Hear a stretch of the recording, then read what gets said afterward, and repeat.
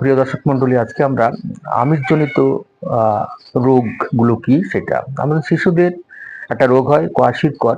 এই রোগটা লক্ষণটা কি? বাচ্চাদের চামড়া নষ্ট হয়ে যাচ্ছে, তারপরে বাচ্চারা দুর্বল হয়ে যাচ্ছে, তারপরে ডায়রিয়া হচ্ছে এবং পেটটা বড় হয়ে যাচ্ছে। আরেকটা রোগ হয় ম্যারাসমাস। এই ম্যারাসমাস রোগটা কি? দেহের বৃদ্ধি একেবারে বন্ধ হয়ে যায়, ওজন হ্রাস পেয়ে যায়। যদি আপনি প্রোটিন না খান তাহলে আপনার ওজন হ্রাস পেয়ে যাচ্ছে। আরেকটা কি?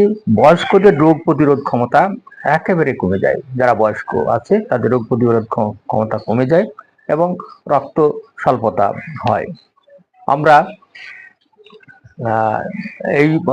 এইগুলো আপনারা যদি মেনে চলেন তাহলে আমিষজনিত রোগ থেকে